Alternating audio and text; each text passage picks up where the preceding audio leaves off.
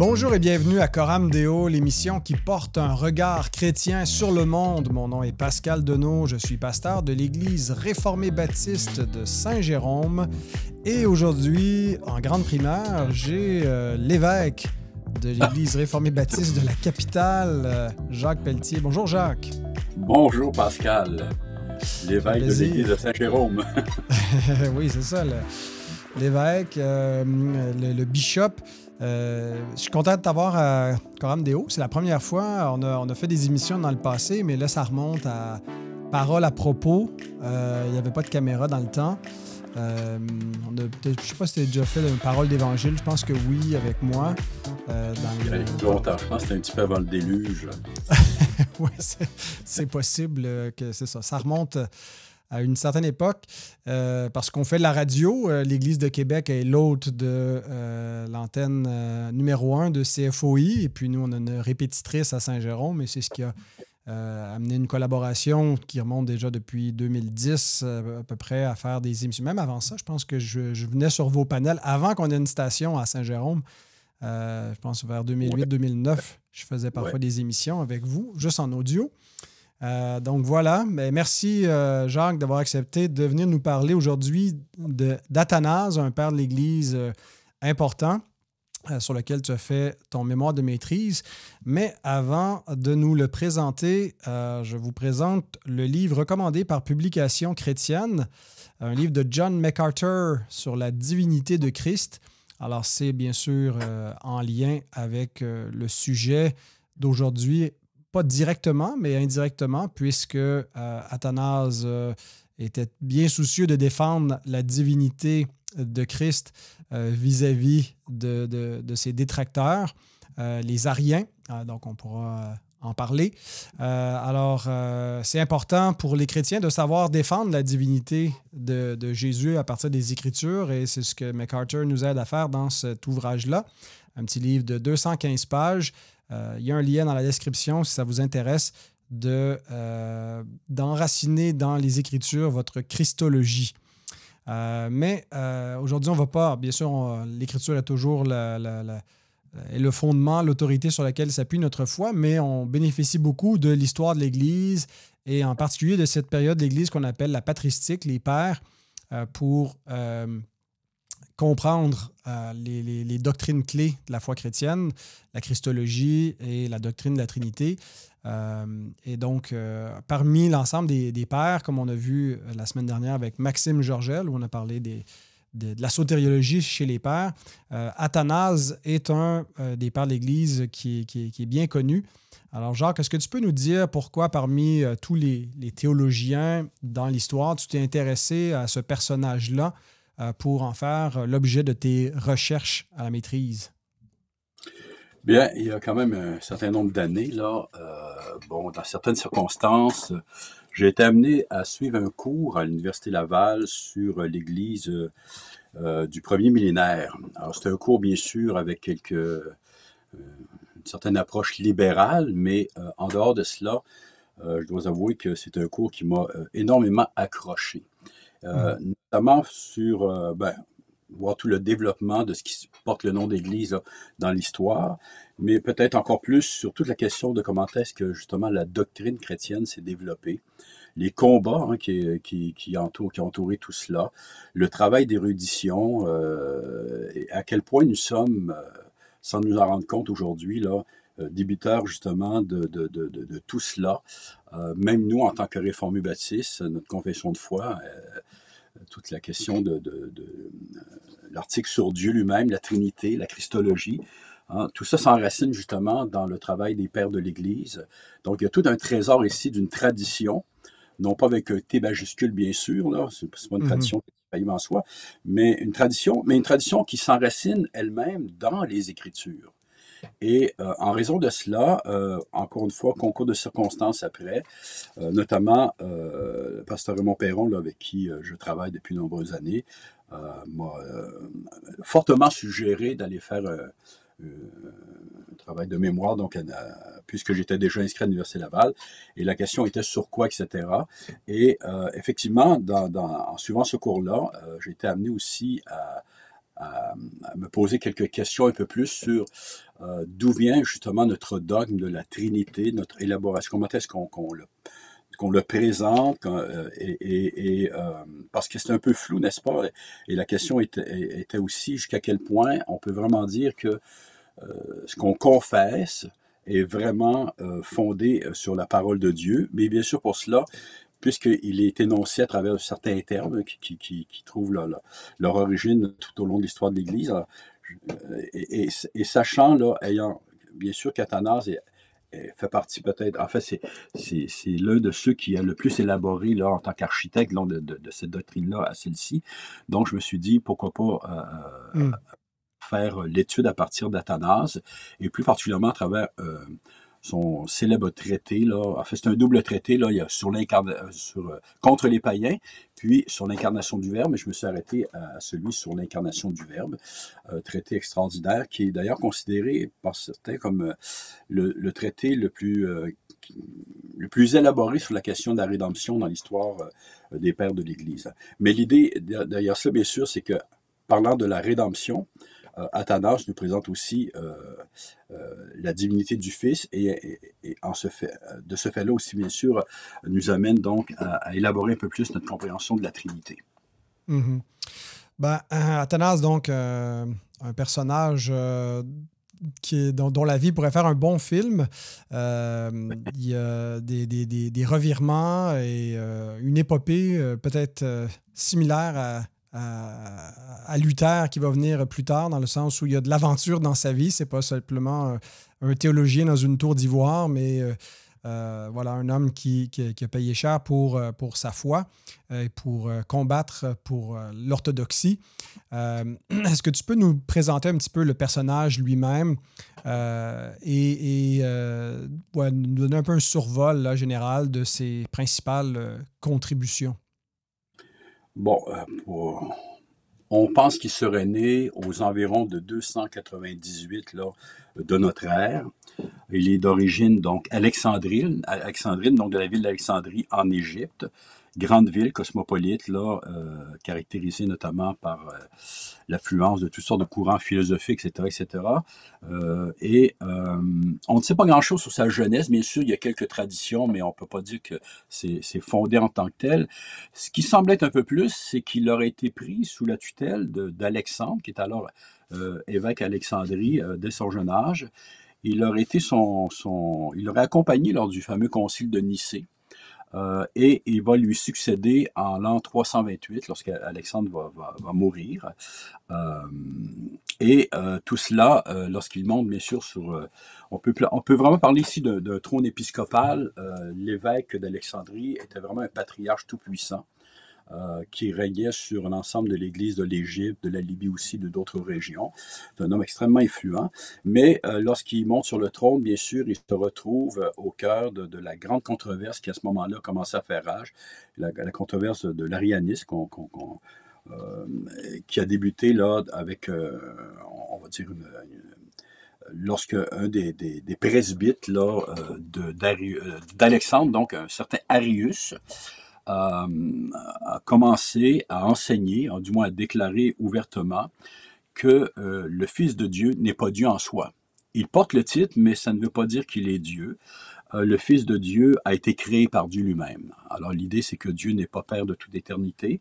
Et tout cela, bien sûr, il va entrer en conflit avec Alexandre, qui va le faire déposer.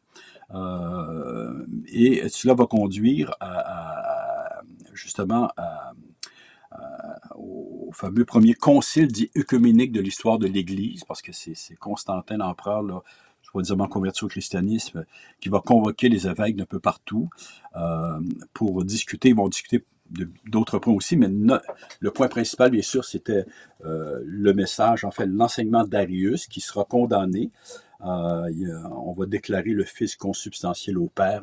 On va employer un terme, on va y revenir, homoousios, qui va bien sûr faire énormément jaser. En fait, alors qu'on pensait, parce que à la suite du concile, donc on va rédiger un symbole de foi, où, comme je l'ai dit, on va déclarer le Fils consubstantiel au Père. tous les évêques présents, un peu plus de 300, on n'a pas le nombre exact, vont le signer. Mais assez rapidement après cela, plusieurs vont revenir donc sur leur position, notamment un évêque très, très, très influent, Eusèbe de Nicomédie, qui va même travailler à faire reconnaître, à faire rentrer à nouveau Arius dans la communion de l'Église, et la controverse arienne va reprendre de plus belle, bien sûr. Alors, quand Athanas prend le pouvoir, lorsqu'ils vont sur le trône donc de l'épiscopat de l'Église d'Alexandrie, ils se retrouvent au cœur de cela. Il y a d'autres controverses, bien sûr, en tout cela. Et Athanas est connu là, comme le grand, grand défenseur de la foi nicéenne. Il va se battre là d'une façon extrêmement acharnée pour défendre ce qu'il considérait comme crucial pour la survie du christianisme et de l'Église, à savoir que le Fils de Dieu est véritablement Dieu. Ce qui a fait de lui, en fait, l'Église orthodoxe lui a donné le titre de père de l'orthodoxie. L'Église catholique romaine le reconnaît parmi les 4 plus importants pères de l'Église de l'Orient. Comme tu l'as dit, ce qui est caractéristique de cet homme-là, c'est que ce n'était pas un théologien donc qui vivait dans une tour d'ivoire. C'est un véritable pasteur. Il a vraiment à cœur le troupeau de Dieu. C'est un homme. Il n'a pas été formé dans les écoles, dans les académies, etc. Il aurait été éduqué directement par Alexandre en tant que tel. Il semble qu'il avait une certaine connaissance de la philosophie, tout cela, mais c'est vraiment le produit de l'Église. Et ce qui le caractérise avant toute chose, c'est sa connaissance des Écritures et à quel point il les cite. On a l'impression qu'il était un peu comme Obélix qui est tombé dans la potion magique, là. C'est vraiment un homme de l'Écriture. Et c'est surtout sa manière de les aborder et la piété qui transpirait de cet homme-là le fait aussi que dans son élaboration du dogme trinitaire, n'est-ce pas, ce qui en ressort, c'est que c'est quelque chose d'extrêmement pratique pour l'Église, au niveau de l'adoration, mais au niveau même de tout ce que ça signifie pour la vie du croyant, en fait pour lui, tout ce mystère-là, c'est ce que Paul appelait le mystère de la piété. C'est ce qui conduit à la piété, à la vie véritable. Et voilà. Enfin, je pense que c'est à peu près ce qui le... Ça le dépeint quand même assez bien. Alors, il est vraiment... et on a parlé donc du 4e siècle comme le siècle d'Athanas. On a une expression aussi, le monde entier, qu'on a forgé, le monde entier contre Athanas. C'est peut-être un peu exagéré. Il n'était pas le seul, bien sûr. Mais effectivement, pendant toute cette controverse-là, ceux qui ont tenu Mordicus, à ce qu'on appelle la foi nicéenne, à l'orthodoxie, était une minorité, et une minorité qui a été même fortement persécutée à certains moments. Ben, aide-nous justement à comprendre un peu ce contexte-là. Vraiment les événements qui entourent ça, les événements historiques, parce que là, on est... c'est une ère nouvelle pour l'Église. Après les 3 premiers siècles où l'Église est un peu plutôt clandestine, est en ascendance, mais elle n'est certainement pas dans les officines du pouvoir. Mais après la conversion de Constantin, il y a du nouveau pour les chrétiens, puisque ils ont l'appui de l'empereur, mais c'est pour le meilleur et pour le pire. Si l'empereur par moment, il peut mettre son pouvoir politique derrière les orthodoxes, mais il peut les mettre aussi derrière les hérétiques. Et donc, tout ce contexte politico-religieux peut influencer la vie de l'Église et la façon de faire la théologie même. Tu as dit une chose, je n'étais pas au courant, Arius donc était aussi issu de l'Église d'Alexandrie, c'est ça? Il n'était pas nécessairement originaire de là, OK. Mais il était presbyte, là, on va dire prêtre, là, ou enseignant donc à l'Église d'Alexandrie. OK. Alors, ça va être de grands adversaires dans la joute théologique, mais aussi pour remporter l'influence de l'Église. Et comme tu l'as dit, à un bon moment donné, il y avait les tenants de l'orthodoxie nicéenne étaient en minorité au sein de l'Église et il s'en est fallu de peu pour que l'Église chrétienne sombre dans l'arianisme. Alors, peux-tu nous raconter un peu comment ces choses se sont déroulées et comment est-ce que l'orthodoxie a été préservée et comment Athanase a été en particulier un instrument dans cela? Ouais. Intéressant parce que tu dis, Jérôme, bien connu, là, un peu plus vers la fin du 4e siècle, se plaignait à un moment donné que l'Église était devenue arienne presque dans son ensemble. Donc, alors comme je l'ai dit, donc, quand Athanase devient évêque de l'Église d'Alexandrie, il se trouve au cœur donc de la grande controverse ou de la crise arienne. C'est vraiment un séisme dans l'Église. Qui la divise, qui va la diviser pendant une cinquantaine d'années et même qui menace sa destruction. Par sa destruction, on ne veut pas dire la disparition de ce qui porte le nom d'Église, mais savoir si c'est encore l'Église, parce que si la vérité n'est plus prêchée, est-ce qu'on peut parler d'Église? Et comme je le disais, donc la controverse a débuté lorsque Alexandre, donc le prédécesseur donc d'Athanase, est entré en conflit avec un de ses presbytres, Arius, qui niait donc que le Fils soit éternel, qu'il soit réellement Dieu. Il croyait que Dieu donc l'avait appelé à l'existence à partir de rien. À un moment quand il disait à un moment donné, alors c'est très ambigu, il disait hors du temps. Le Père a engendré le Fils, mais pour lui, engendrer voulait dire créer, nécessairement créer. Et en vue donc justement d'amener le monde à l'existence et en vue du salut, donc déjà il voyait par anticipation. Et donc l'idée principale, bien sûr, c'est que le Fils n'est pas Dieu selon la doctrine arienne. Donc le Fils, pour Arius, appartient au devenir, au monde du devenir, à la contingence. Il croyait même que le Fils aurait pu pécher, donc chuter en tant que créature, mais que Dieu, dans sa préscience, ayant vu l'obéissance de celui-ci, l'avait, dès sa création, couronné de gloire et destiné donc notamment au salut du monde. Mais déjà en partant, on voit un problème, à savoir que pour Arius, donc, la rédemption du genre humain passe par une créature. Arius et ceux qui vont le suivre, il va y avoir tout un développement bien sûr de la pensée d'Arius, se réclamaient aussi de l'écriture, d'une saine exagère, et se réclamaient de la tradition de l'Église. Il reprenait les mêmes textes dont se servaient donc les orthodoxes, mais leur donnait bien sûr un sens différent, les interprétait différemment. Et un autre argument d'Arius aussi, c'était que sa conception, bien sûr, de l'incarnation était aussi erronée.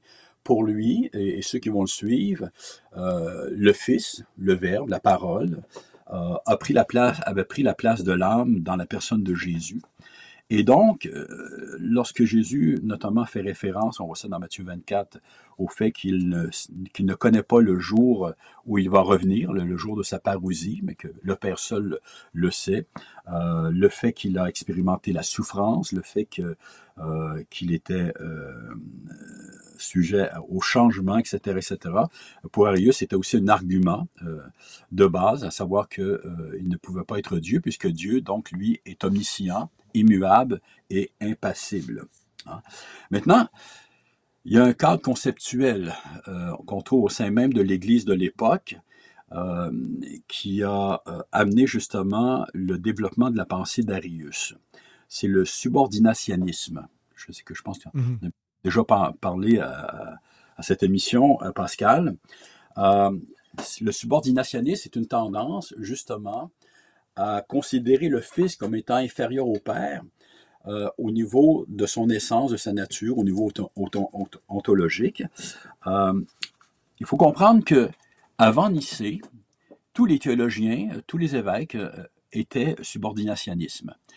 Certains ont parlé d'un subordinationnisme orthodoxe, c'est-à-dire qu'ils défendaient la pleine divinité du Fils, mais avec un langage ambigu. Ils étaient pris, il y a d'ailleurs ça des conceptions philosophiques, là, ça nous vient du platonisme, tout en reconnaissant que le Fils est Dieu, ils le voyaient comme un intermédiaire nécessaire pour amener le monde à l'existence et pour le sauver. Alors, Dieu avait besoin d'un intermédiaire. Alors, le Fils est en quelque sorte, avait été engendré dans sorte qu'il était sorti de Dieu, bien qu'il était en lui éternellement, en vue de la création. Et donc, ce Fils-là pouvant entrer directement en relation avec la création et pouvant même intervenir pour son salut. Le langage employé par les théologiens prénicéens est extrêmement dangereux et flou à bien des égards. C'est Justin, même au deuxième siècle, Justin Martyr, qui parle du second Dieu. Hein. Alors, il croyait à la divinité du Fils, mais il l'exprimait très très mal. On ne parlera pas d'Origène aussi non plus, parce que d'un côté, il présente le Fils comme étant un avec le Père, et d'un autre côté, il nous dit qu'il y a autant de différences entre le Fils et le Père qu'entre le Fils et sa création. Et donc, tout ce langage ambigu, bien sûr, a servi de terroir pour Arius, qui en fait va obliger l'Église à définir justement plus précisément sa doctrine donc de la Trinité. Alors, Arius va exploiter donc ce langage flou-là. Il va l'amener à sa conclusion logique, à savoir si le Fils a une certaine infériorité, il n'est pas Dieu. Et en ce sens-là, il avait raison. Hein?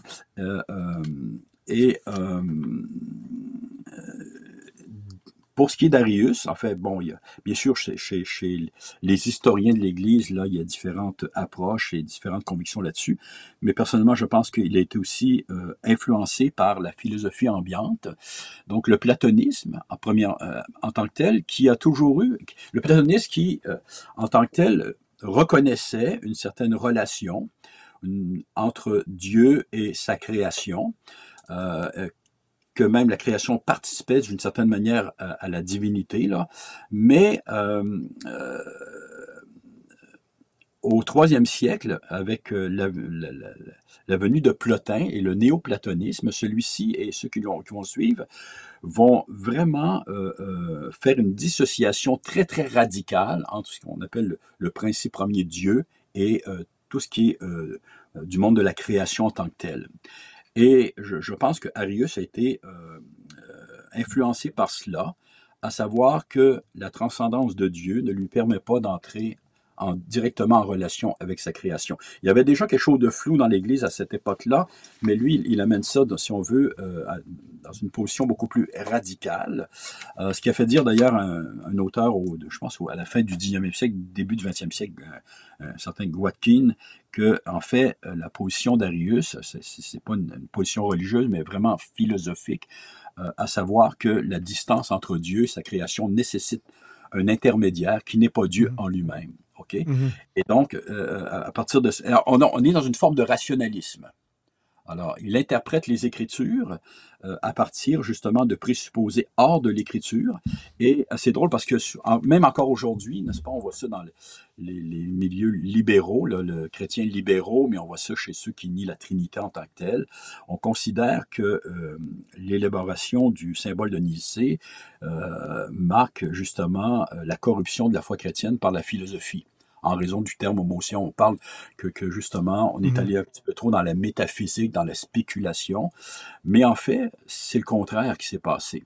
Avec Nicée et, bien sûr, le travail d'hommes comme Athanase, on va plutôt sauvegarder l'Église de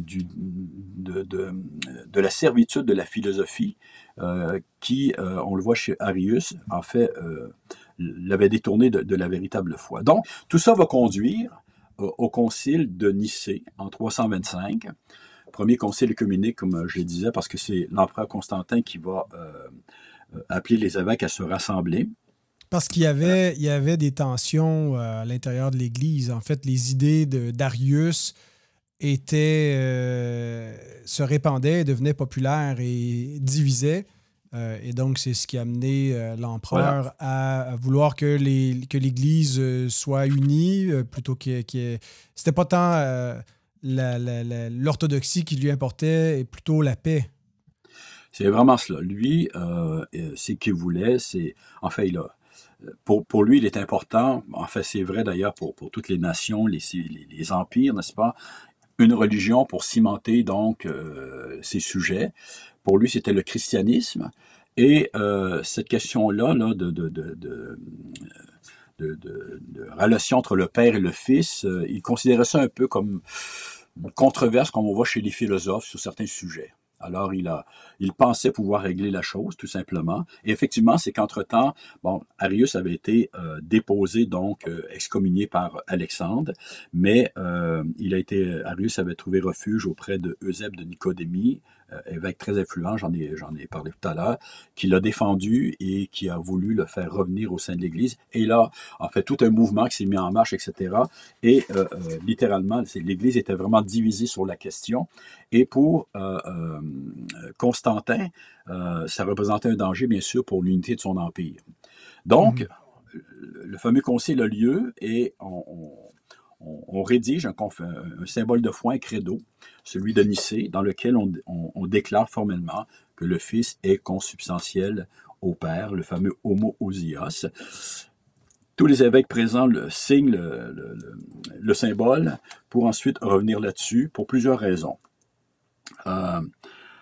Le terme homoousios avait déjà été employé par des hérétiques, dont Paul de Samosate et les gnostiques. Donc, je ne sais pas exactement dans quel contexte, mais à cause de cela, ça causait problème chez certains.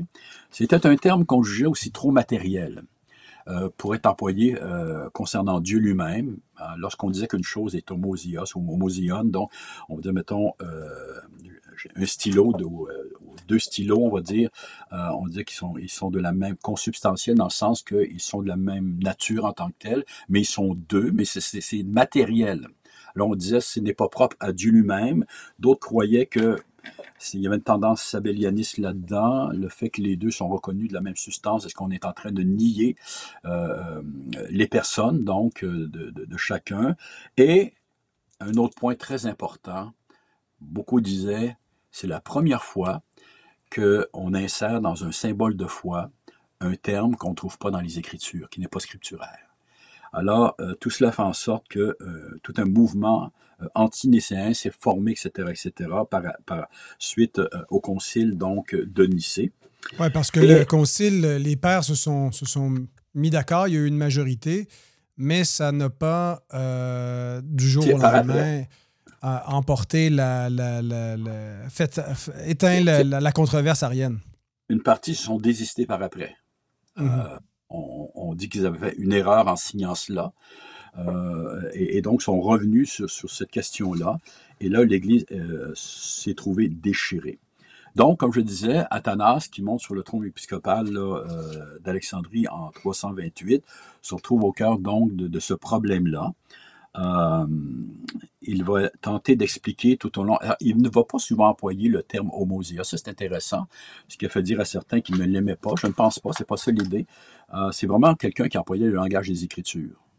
Mais il va notamment travailler à faire comprendre que ce terme-là n'a pas pour but de supplanter justement l'Écriture, mais qu'il permet d'exprimer ce que celle-ci affirme sur la question de la relation entre le Père et le Fils, puisque les Ariens eux-mêmes prenaient les mêmes textes, mais arrivaient à des conclusions complètement différentes et, comme je disais, se fondaient aussi sur la tradition de l'Église, sur les textes liturgiques qu'on lisait dans les assemblées, tout cela, mais leur donnait, encore une fois, un sens complètement différent. Pour Athanase, c'était bien sûr une interprétation complètement corrompue. Dans son combat, en fait, c'est l'essence même de la déclaration de Nicée, là, mais ça ne veut pas dire que ça a tout été bien compris dès le début, mais Athanase va vraiment faire disparaître toute trace de subordinationnisme face au Fils. Il va vraiment affirmer à quel point le Fils est l'égal du Père au niveau de sa divinité. Il est distinct en tant que personne. Soit en passant, à l'époque, les mots hypostase et ousia étaient interchangeables. Je dis ça parce que la première fois où j'ai lu le symbole de Nicée, à la fin, là, on ne parle pas de Nicée-Constantinople, mais le premier de Rédition 325, à la fin, il y a un anathème qui dit « Si quelqu'un dit qu'il y a 3 hypostases en Dieu, qu'il soit anathème ». La première fois que j'ai lu ça, j'ai fait un saut avant de comprendre que les termes étaient interchangeables. C'est important lorsqu'on étudie un texte donc du passé. C'est dans quel sens que cet anathème est prononcé? Dans quel sens est-ce qu'il faut comprendre hypostase? C'est plutôt comme de comprendre la distinction de nature. Oui, c'est ça. Il veut dire, donc, si quelqu'un dit qu'il y a trois natures, en voulant dire même trois dieux, hein, que le Fils n'est pas de la même nature, à ce moment-là, bien sûr, on disait qu'il soit anathème, ça veut dire maudit. Le langage est un peu plus coloré que nos jours, lors des controverses à l'époque. Et donc, il va travailler à faire disparaître toute forme de subordinationnisme. Je pense qu'il a compris le danger que cela représentait, la racine, hein, qui a conduit à l'arianisme. Il travaille donc à nous démontrer que l'Écriture, noir sur blanc, présente le Fils comme existant résolument dans la sphère de la divinité et non pas dans la sphère de la création. Il n'est pas le produit de la volonté divine. Il existe de façon essentielle, c'est-à-dire qu'il est vrai que le Père veut son Fils, mais avant toute chose, le Fils est tout simplement parce que Dieu ne peut pas être sans être Père et Fils et bien sûr Saint-Esprit. Une de ses expressions, un des termes qu'il a employé, ses termes préférés, c'est le Fils idios au Père, c'est-à-dire le propre Fils du Père, dans le sens que on ne peut pas penser au Père sans penser au Fils. Ils sont interreliés, on ne peut pas les dissocier. C'est dans l'essence même de Dieu d'être Père, Fils et bien sûr Saint-Esprit. Et donc, il existe de toute éternité, et Dieu n'est pas sans son propre Fils, qu'il appelle aussi sa propre sagesse éternelle. Donc, et il établit aussi que le langage de l'écriture est de nature analogique, on emploierait d'autres mots aujourd'hui nécessairement, là, et que donc, c'est un langage semblable au nôtre, mais lorsqu'on parle de Dieu, ce langage-là, on doit comprendre qu'on parle du tout autre, notamment lorsqu'on évoque l'idée de paternité, de filiation. Il y a une comparaison à faire avec la paternité humaine ou la filiation humaine, mais lorsqu'on parle de la paternité divine ou de la paternité, de la filiation divine, bien sûr, on parle de quelque chose de complètement différent. Et il établit le fait que le Fils n'est pas créé, mais engendré, que l'engendrement dans l'être divin n'est pas une création, mais c'est un processus, pas un processus parce que le processus évoque l'idée du temps, mais c'est une réalité en Dieu qui est éternelle et qui fait de ce Dieu-là, justement, le Dieu de la vie, le Dieu qui peut créer, justement, parce qu'il possède en lui cette vie de par cet engendrement-là. Okay? Et pour Athanas, donc, ces vérités-là,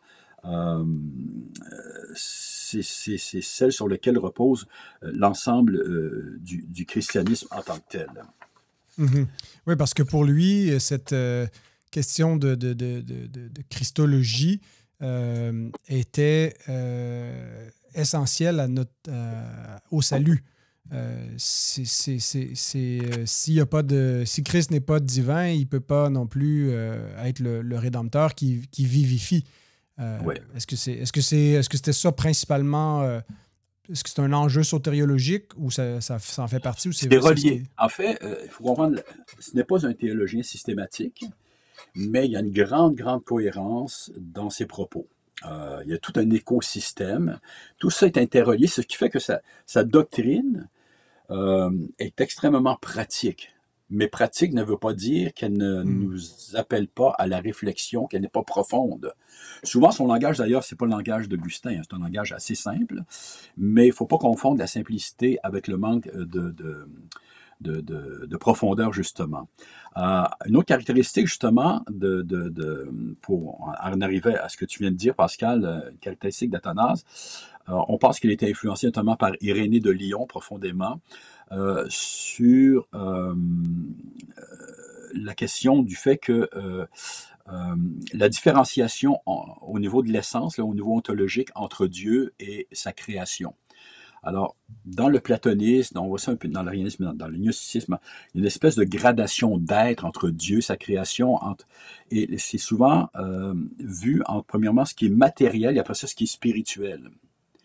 Pour Irénée, et ça c'est en parfaite harmonie avec ce que déclarent les Écritures, et pour Athanase, la coupure se fait entre Dieu, l'incréé et le créé.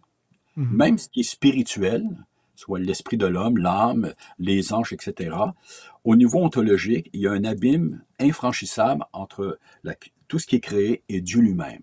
Mais, à l'inverse du platonisme, cette infinie transcendance de Dieu n'est pas un empêchement à ce que Dieu puisse entrer directement en relation avec sa création. Et en fait, pour Athanas, encore une fois, en pleine conformité avec l'Écriture, seul Dieu peut amener à l'existence, à partir de rien et dans rien, quelque chose. Donc, de là une autre pensée logique d'Athanas, à savoir que si Dieu se sert du Fils pour créer le monde, c'est nécessairement que le Fils est lui-même Dieu et possède la pleine divinité. Et quand Dieu crée le monde par son Fils et par l'Esprit Saint, bien sûr, il entre en relation, il fait participer ce monde à sa puissance et à sa grâce pour maintenir le monde à l'existence. Ça fait partie de toute sa théologie qui conduit à toute la question sotériologique, justement, à savoir que c'est ce Fils, créateur du monde, qui est Dieu lui-même, qui soutient le monde par sa parole puissante.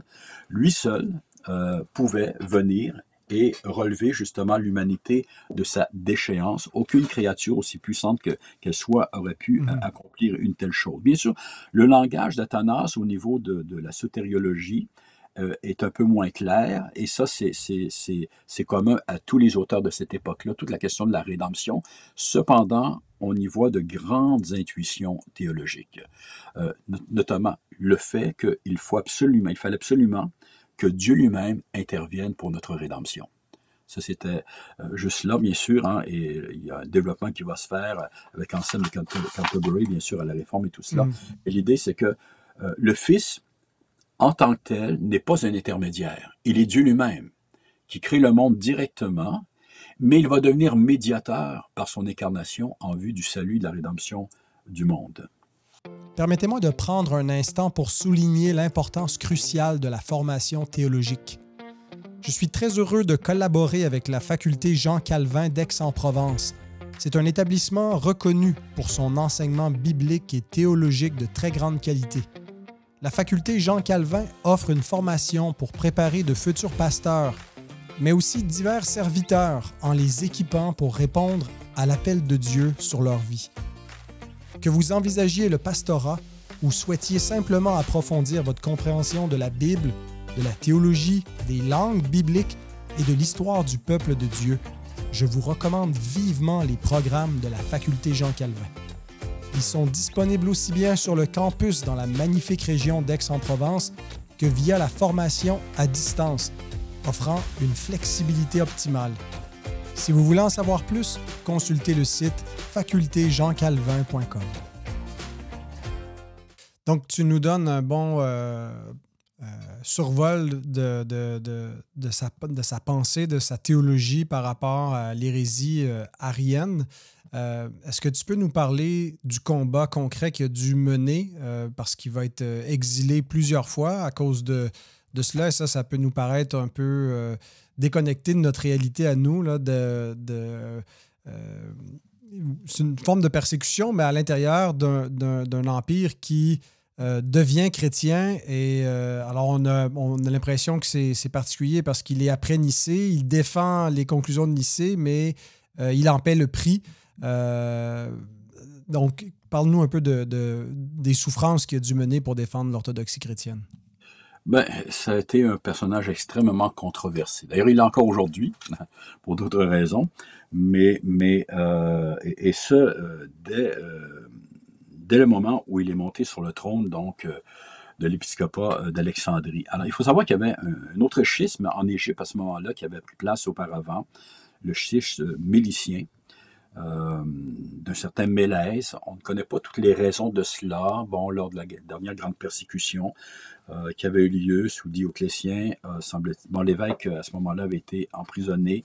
Ça avait créé un certain problème au niveau de l'organisation de l'Église pour venir en aide justement aux chrétiens persécutés, tout cela. Et ce Mélèse-là s'était élevé contre tout cela. On ne connaît pas toutes les raisons, mais ça finit par donner un schisme, donc une organisation parallèle qui s'est répandue en Égypte un peu à certains endroits.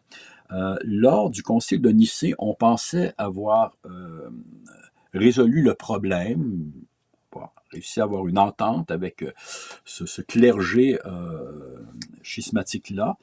Mais quand Athanase est monté sur le trône, ça n'a pas fait leur affaire du tout.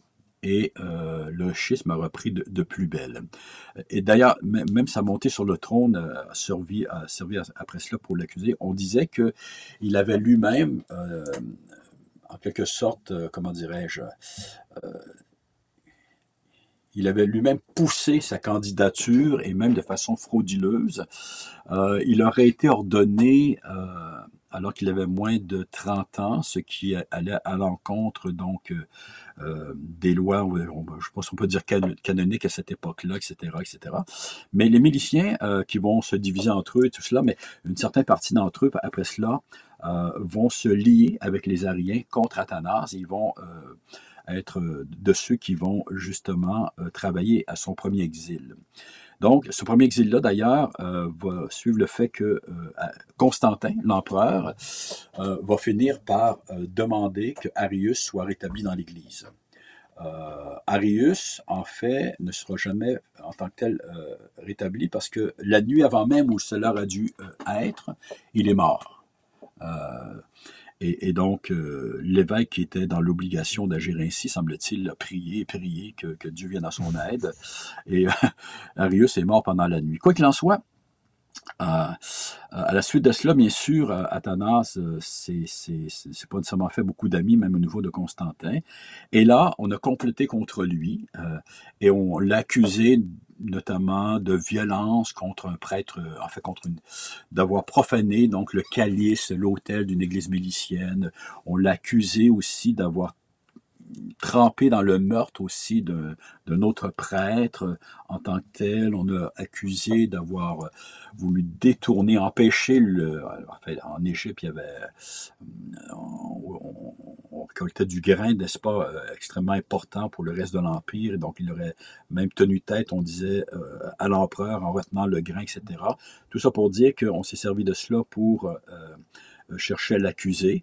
Pour ce qui est du meurtre, donc on l'accusait, il a lui-même amené avec lui le fameux prêtre là, pour démontrer qu'il était bien vivant. Donc, quoi qu'il en soit, ça a quand même, il a été disculpé sur bien des choses, mais on a quand même réussi donc à le déposer et pendant 3 ou 4 ans, donc, il va devoir quitter Alexandrie. Il va revenir, on va revenir à la charge, on va l'accuser à nouveau à peu près sur les mêmes points. On va l'accuser aussi d'avoir détourné des fonds de façon frauduleuse, des fonds qui étaient destinés à l'aide aux veuves, etc., etc. Alors, c'était un peu toute l'histoire de sa vie. Et en fait, ce sont des choses que, malheureusement, que l'on voit partout dans l'Église à ce moment-là, où notamment je suppose que même au niveau de certains évêques nicéens, malheureusement, on a pu tomber dans cette basse manière de faire, mais au niveau des Ariens, on a cherché par tous les moyens possibles d'accuser, même de façon frauduleuse, les quelques évêques qui demeuraient fidèles à la vérité, afin de pouvoir justement les accuser et les déposer. Donc, Athanase, comme tu le dis, va être exilé 5 fois. C'est pas peu. Hein, Et à travers cela, il va subir aussi, et son Église aussi, vont subir parfois même des actes de violence, notamment sous l'évêque Georges, qui va prendre la place à un moment donné d'Athanase. Des églises vont être incendiées, les chrétiens vont être molestés, violentés, même des gens vont être mis à mort, etc., etc. À ce moment-là, d'ailleurs, Athanase va devoir quitter rapidement la ville d'Alexandrie. Donc, l'objet de persécution. Alors, c'était à peu près l'histoire. Il va mourir en paix. La paix va être rétablie. On peut dire qu'il a triomphé dans le combat, mais quand même à travers des décennies là, extrêmement ardues, où, et je pense qu'ici, on peut voir un modèle de quelqu'un qui a discerné les enjeux. C'est-à-dire, parce que parfois, on peut, même comme pasteur, hein, on peut partir en croisade pour des choses qui n'en valent pas vraiment le coup, des choses secondaires au niveau de la foi. Mais lui, il avait compris à quel point la question était fondamentale pour l'Église. Il était prêt à mourir pour ça.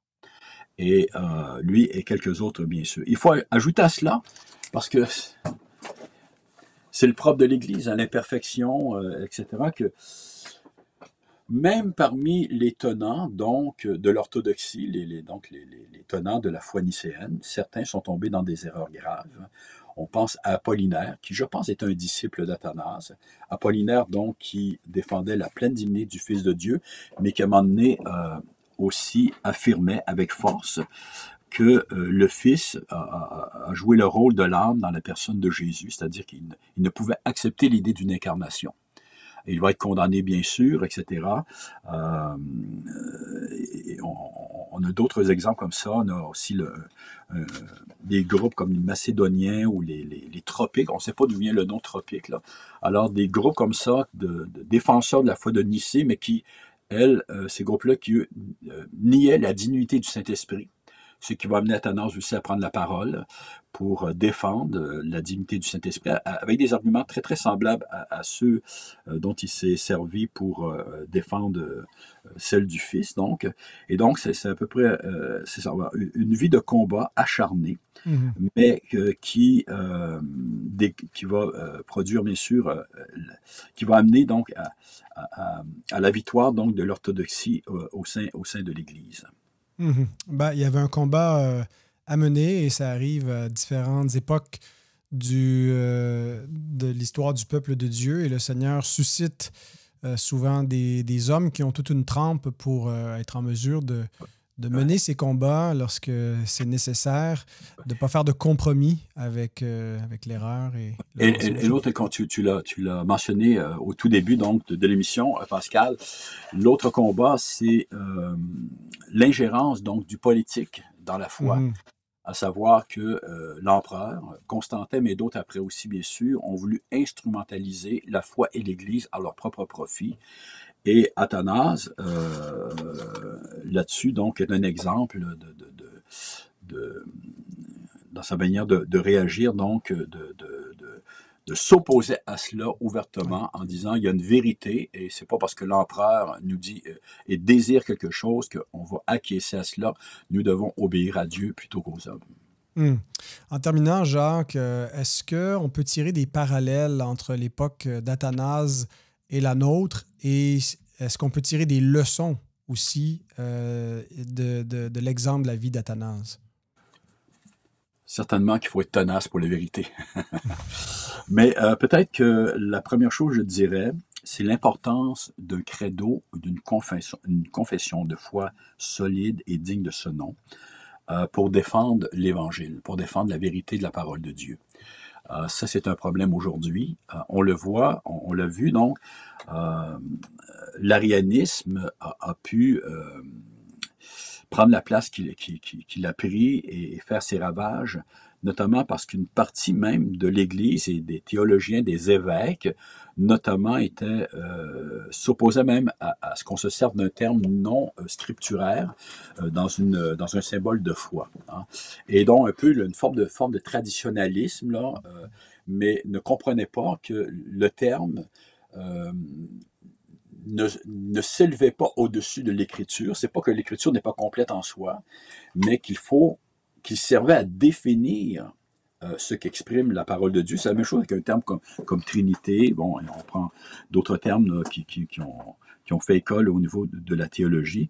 Donc, pour survivre, l'Église a besoin d'une confession de foi solide. Il faut que l'Église revienne à des confessions de foi solides à cet effet. L'autre chose, peut-être une des choses qui m'a vraiment marqué en étudiant Athanase, hein, c'est l'auteur de l'Épître aux Hébreux qui nous dit de nous rappeler de nos conducteurs, c'est que l'homme était véritablement un pasteur et un théologien en même temps. Et en ce sens, j'ai fait un parallèle même avec les puritains. Hein, on retrouve cette idée-là que le docteur est un pasteur, le pasteur est un docteur. Le rôle du pasteur, c'est d'enseigner dans la vérité, mais il le fait pour les âmes. Hein, c'est pas juste de la rhétorique, c'est pas juste de la scolastique, il y a une raison à cela. Hein. Et le but, c'est le salut des âmes et la préservation des âmes. C'est la croissance des âmes dans la vérité de Christ et dans la piété, le fameux mystère de la piété. Paul aussi le dit à titre, là, que justement, la manifestation de Dieu en Christ nous amène à une vie de piété. Hein. Alors, ça, c'est quelque chose je dois avouer, qui m'a interpellé puissamment.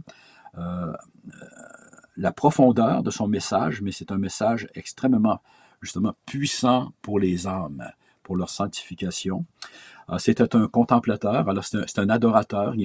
Son but, c'était que les croyants apprennent à contempler leur Dieu et trouvent toute leur joie dans ce Dieu-là, justement. Et donc, une doctrine qui nourrissait la piété. Mhm. C'est ce dont on a besoin. On l'a dit tout à l'heure, c'était pas un théologien qui vivait dans une tour d'ivoire, c'est un véritable théologien, mais il était là pour le peuple de Dieu. Et on le voit dans sa propre vie personnelle, mais aussi son but était de nourrir donc l'Église et de la conduire dans la piété. Et ça, je pense, c'est un grand, grand besoin. L'attachement qu'il avait à son troupeau. D'ailleurs, il était très aimé de son troupeau. Hein. Troupeau très imparfait, là, on n'a pas eu le temps peut-être de brosser un peu le portrait de l'Église d'Alexandrie à cette époque-là. C'était pas tout Jojo non plus. Hein. On peut pas dire que c'était. L'Église avait grossi, là, mais ça ne veut pas dire qu'il y avait que tous nécessairement avaient été régénérés là-dedans. Mais on voit par un homme comme Athanase, bien sûr, qu'il y en avait, justement. Il y avait encore une Église du Christ, là. L'autre chose aussi, c'est que en tout cas, moi j'ai vu cela depuis bien des années. Si un prédicateur, un pasteur ose parler, en fait, comme je le disais, Athanase n'est pas l'homme qui employait beaucoup de termes techniques. C'est un homme qui emploie le langage de l'écriture à bon escient, avec beaucoup de profondeur, mais en même temps, on n'a pas le choix à un moment donné, il faut quand même développer les choses. Le langage peut être un peu plus difficile parfois à saisir. Il y a un langage théologique qu'il faut employer.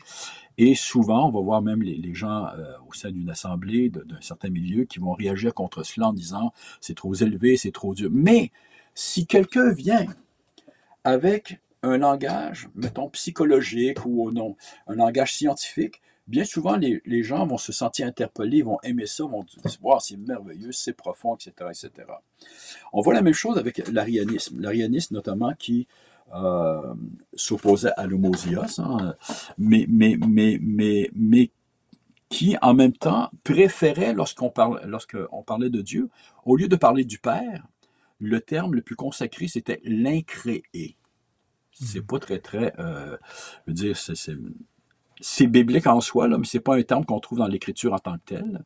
Alors, on voit ici le piège et même l'incohérence. D'un côté, on refuse un terme non biblique, mais on n'en a pas un autre. Et on voit un petit peu la même chose. Si on n'ose pas nourrir comme il se doit l'Église, et même parfois employer quelques termes pour amener l'Église à réfléchir, pour élever la réflexion des croyants, ceux-ci, sans même s'en rendre compte, vont se laisser berner par d'autres messages,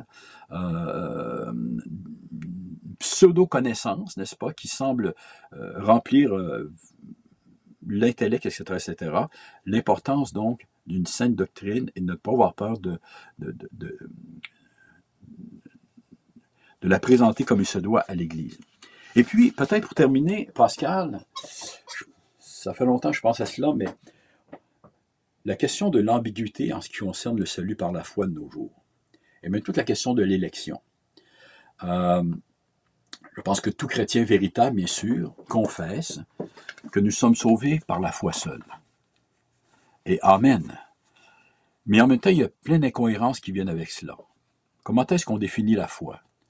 Je pense que si on essaie d'approfondir la pensée des gens autour de nous, même de nombreux pasteurs, on découvre qu'en fait, la foi est une forme d'œuvre. Hein, puisque c'est remis entre les mains donc de la volonté humaine. Alors, tout ça est relié, bien sûr, avec les effets du péché et de la chute dans l'homme, à savoir est-ce qu'il a la capacité de revenir à Dieu, est-ce qu'il a même la volonté. Mais alors, d'un côté, et je connais bien des gens qui, à bien des égards, confessent la vérité biblique sur le salut par la foi seule, vont même parler d'élection parfois, mais comme à l'époque prénicéenne, n'est-ce pas, lorsque les théologiens, lorsqu'ils parlaient du Fils, en fait, ils professaient sa divinité, mais d'un autre côté, par leur langage, ils avaient cette tendance à le considérer comme inférieur au Père. Je pense qu'on a le même problème au niveau du salut par la foi. La définition des mots comme grâce ou grâce souveraine. D'un côté, on en parle, d'un côté, on l'énonce, on professe cela, et d'un autre côté, on détruit cela, ou du moins, on amoindrit la vérité de ce que ça signifie d'être sauvé par la foi seule, en ajoutant le fait que l'homme est en quelque sorte responsable de son salut par son choix, et en faisant, même si ce n'est pas explicitement dit, en faisant du salut une œuvre humaine en tant que telle. Et en ce faisant, je pense qu'on se détourne du véritable sens de ces expressions-là, telles qu'on les retrouve dans l'Écriture. Et on a besoin aujourd'hui que des hommes se lèvent dans l'Église à nouveau pour, comme Athanas, guerroyer là-dessus, dans la grâce et dans l'amour, pour le bien de l'Église. Parce que de retrouver véritablement le sens de la grâce de Dieu, de redécouvrir la puissance de l'Évangile, de la grâce souveraine de Dieu, c'est une richesse. Ça va être une richesse pour l'Église. Loin de la paralyser, n'est-ce pas, sous un langage là, théologique compliqué. Au contraire, ça va lui redonner des ailes, ça va lui redonner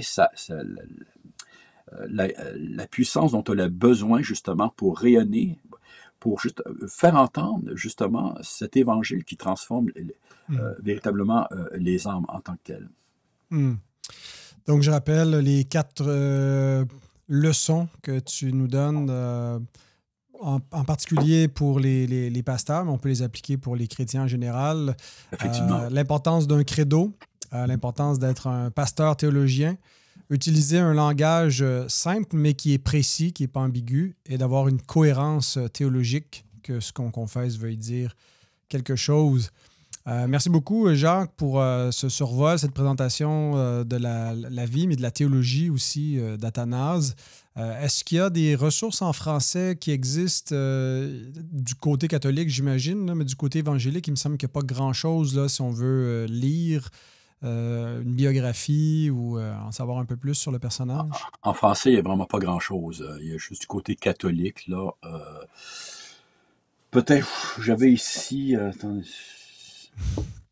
Bon, il y a quelques traductions, là, je pense aux éditions du Cercle, là, oui. des traités donc d'Athanase, notamment contre les païens sur l'incarnation du Verbe, avec bien sûr, il y a des annotations là, ou des commentaires. Là. En français, j'en ai pas vraiment. Je ne dis pas parce que, bon, ça fait quand même quelques années que j'ai moins regardé. Là. Peut-être un livre qui peut être intéressant, c'est catholique, bien sûr. Là. Dieu... On va le voir. Dieu. Ouais. Est-ce qu'on le voit comme faux? Oui. Ouais, Dieu peut-il avoir un fils? Cesboué, Wolinski. C'est-tu Wolinski? Non, c'est Meunier et Cesboué. C'est quand même bien. Alors, ça nous... Je pense qu'ils énoncent bien l'arianisme en tant que tel, tout ce qu'il représente comme défi, etc. Et comment dirais-je, la véracité donc du fait qu'effectivement que Dieu a un fils et que cela est absolument nécessaire donc pour comprendre qui est Dieu lui-même et bien sûr au niveau de notre salut. Sachant bien sûr qu'au niveau catholique, la définition du salut est un peu différente. Ben, c'est excellent. Merci beaucoup, Jacques, pour l'émission d'aujourd'hui. Et vous pouvez suivre le pasteur Pelletier. Vous googlez sur Internet Église réformée baptiste de la capitale. Là, les mots-clés vont vous permettre de trouver le site web par cœur parce que je suis certain qu'il ne s'en rappelle pas lui-même si je lui demande. C'est quoi le site de l'Église? Quelqu'un d'autre qui s'occupe de ça. Si on fait RBC, je pense que vous allez tomber dessus. Voilà. Et vous pouvez aussi entendre les sermons du pasteur Pelletier à CFOI. Donc voilà, merci. Et je vous remercie, chers auditeurs, d'avoir suivi cette émission. peut-être via la radio ou via le podcast. Merci pour votre soutien. Merci à tous les donateurs et partenaires qui soutiennent le travail de CFOI, de Coram Deo spécifiquement. Voilà, donc je vous donne rendez-vous la semaine prochaine. Je reçois Samuel Plante qui va nous parler d'animalologie. C'est un nouveau mot pour parler du règne animal, mais d'un point de vue biblique. Et qu'est-ce que ça nous apprend aussi sur l'homme? Donc, on va parler d'anthropologie et voilà, du plan du Créateur pour l'homme et pour la bête et la relation entre les deux, parce qu'on vit à une époque de grande confusion. Il y a de la confusion aussi sur ce chapitre-là. Alors, la parole de Dieu apporte beaucoup de lumière. Donc voilà, rendez-vous la semaine prochaine pour discuter de ce sujet. Merci encore de votre écoute. À bientôt.